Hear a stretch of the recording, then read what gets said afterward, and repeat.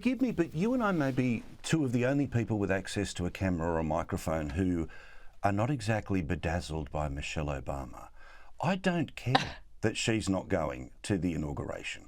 I don't care whether she is or isn't in the same house as her husband. I don't care what she says in advocacy of a candidate one way or the other. I've never got the Michelle Obama thing.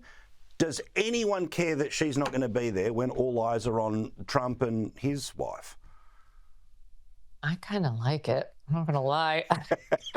I'm a little beyond not caring. I'm like, good. Don't come. Stay away.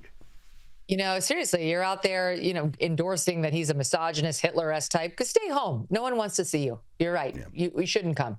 I'm glad you skipped the Carter funeral so you wouldn't have to sit next to him. Maybe. We don't know why.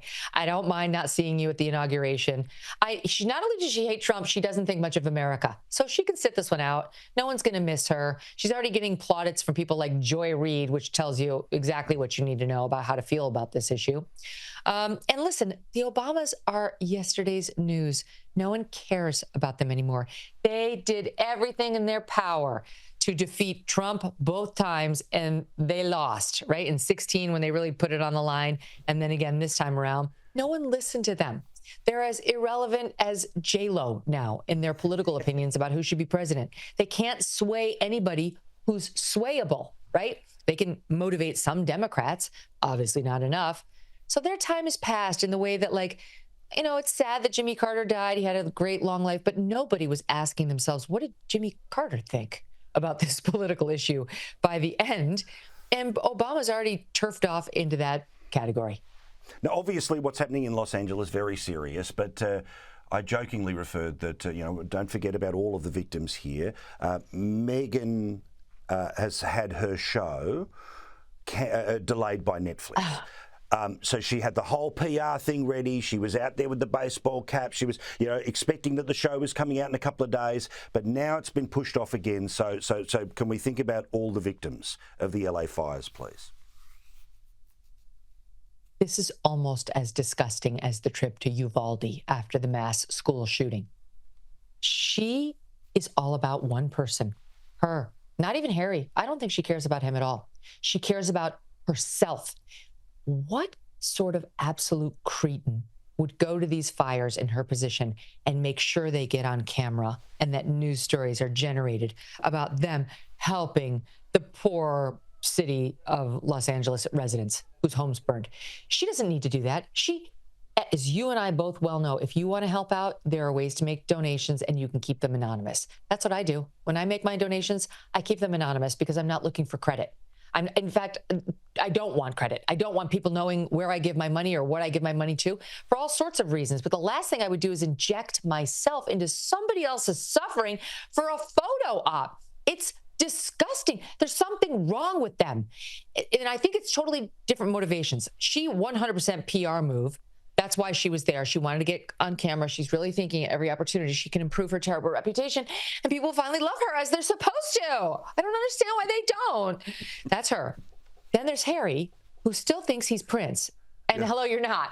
You're not our prince. You're not royalty to us. We don't give a about you at all. In fact, we dislike you greatly, and we really wish you would go back home. None of us even want you to live here. We were praying you would stay in Canada.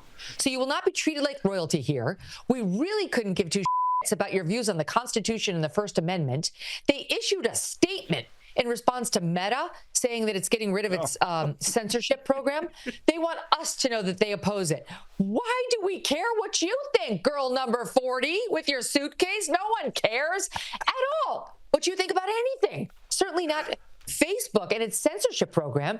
And Prince Harry is one of the world's least favorites of the First Amendment. He's never seen a First Amendment case in which he chooses the side of free speech. So, I mean, what media organization has he not sued?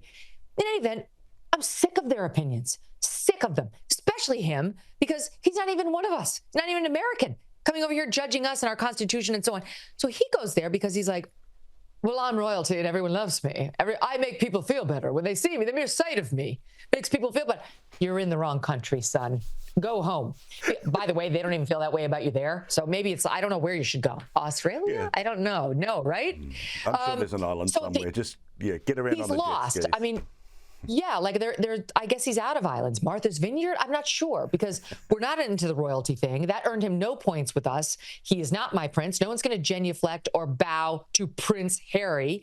And so he went there to get like a Jones, like my people need me. No, we don't. To the contrary. And she went there to improve her PR image. And what we really want the two of them to do is just slink off into the ocean on a boat. A boat would be fine, and go someplace else. God love you. I love when you do the royal voice. I'd forgotten about the royal voice. Well, from all of us that are your subjects, Queen Kelly, we love you. We'll see you again next week. Until the next time.